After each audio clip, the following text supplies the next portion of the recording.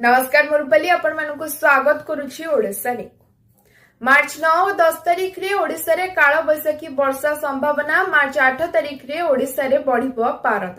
बंगोपसागर रु प्रतिबाहित हेबो ग्रीष्म जलीय बाष्प प्रभाव रे 8, 9 और 10 तारिख रे बढ़िबो पारद। आसंता 11 तारिख रु अधिक गरम अनुभूत हेबो। गरम सह उपकूल रे काल बैसाखी रो संभावना रहिछि।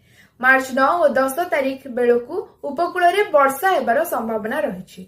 उत्तर ओडिसा रे मध्य वर्षा आशंका रहिछि। एने सूचना दैछन्ति पाणीपाग विशेषज्ञ शरद चंद्र साहू।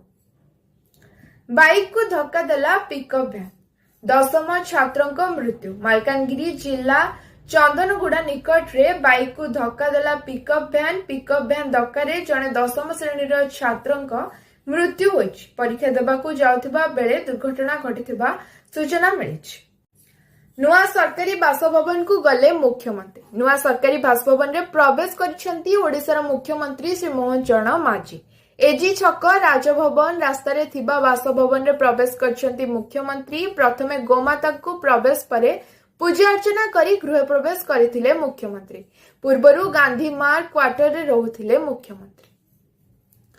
खाद्य जोगाण और खाउटी कल्याण मंत्री श्री कृष्णचंद्र पात्रंक सह विश्व खाद्य कार्यक्रम प्रतिनिधि तथा राष्ट्र शाखा निर्देशक एलिजाबेथ फोरे साक्षात करी राज्य रे खाद्य निरापत्ता और विभिन्न प्रसंग रे आलोचना करिसेंती। राज्य रे उत्तम पोषण और खाद्य निरापत्ता व्यवस्था को सुदृढ़ करने संपर्क में उक्त साक्षात बैठक में आलोचना होइथिला।